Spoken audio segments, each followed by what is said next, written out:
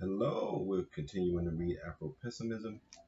Excuse me for being buttoned up. It's hot, but buttons are missing here. I didn't want all my chest showing. It's not that kind of video.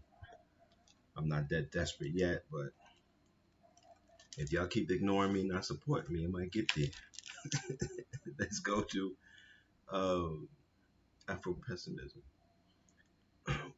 When the doctor and the nurse returned, I was finally able to speak.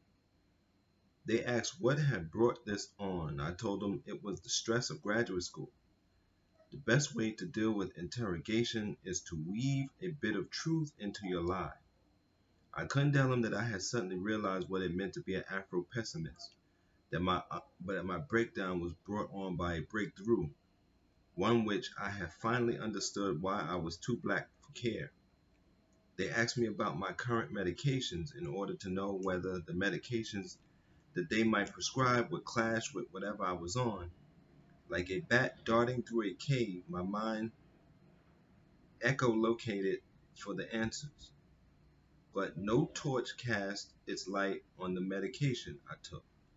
Instead, I discovered the forgotten lines of my poem. For Halloween, I washed my face and wore my school clothes, went door to door as a nightmare. And that's it for chapter one. I didn't realize that. I would have read that yesterday. All right, let's go into some of chapter two. I usually don't want to do this, but at the age of 11, I lay at night alone in the dark on the floor of our living room, listening to Gregorian chants, phonograph recordings of my mother's cantorium, or cantorum, the choir of which she was a member at the Basilica of St. Mary in downtown Minneapolis.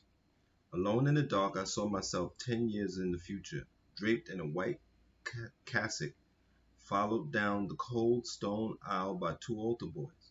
Traced with the incense was the cool cathedral air. It was humid in Minnesota that summer of 1967.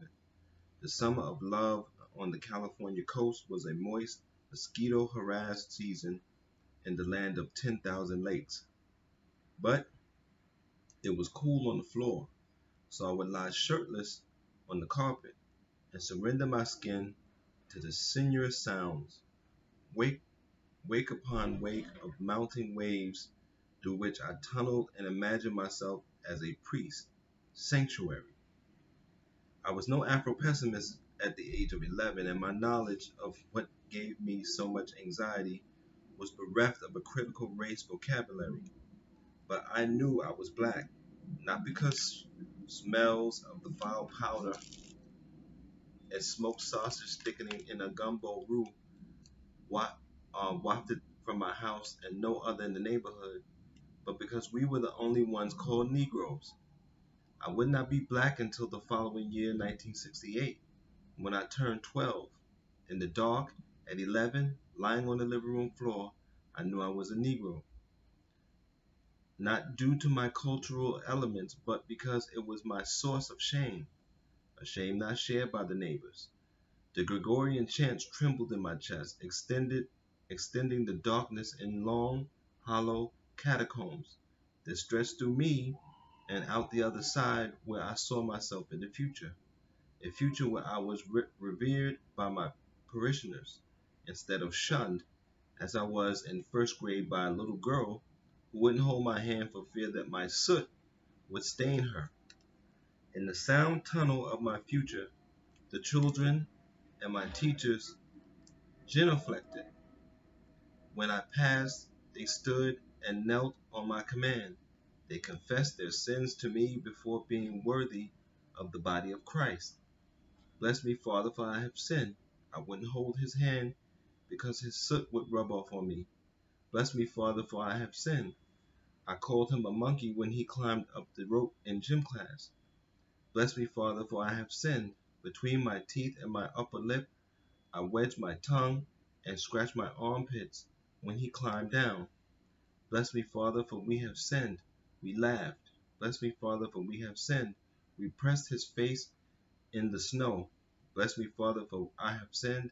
I called him friend and brought him home to my mother's curiosity. How does it feel, she asked, to be a Negro? Bless me, Father, for I have sinned. I made him face the class and lead us in the pledge of allegiance. So I gave you some into chapter 2. I'm going to give you chapter 1s of all the books that I'm reading. I'm going on a read and tear again. I think I knew about systems since I was a child.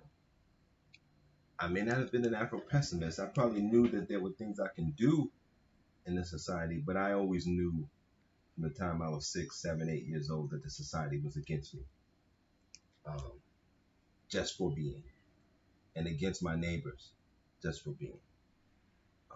A lot of people tried to get me not to pay attention to that and to not think about that because I was too young. But how could I not think about the reality I was in? I'm 50. I'm still thinking about the reality I'm in, and the people around me are still ignoring that reality, pretending, hoping, and dreaming. So I'm not sure what's going to happen because the 21st century is the century of mind and the century of knowledge. Okay, this is the era of it, the century of reality, and all kinds of realities are possible, but you have to be in reality. So some people who are selling pipe dreams, they're being funded by certain people, but it's so transparent that it's not working like it used to work. So I hope that we all can wake up, and those who can't function in reality can pass in a very peaceful way, because it's reality or death at this point. We're not left with too many choices. Um, until next time, I hope that you choose reality, and I hope that you stay safe and stay sane.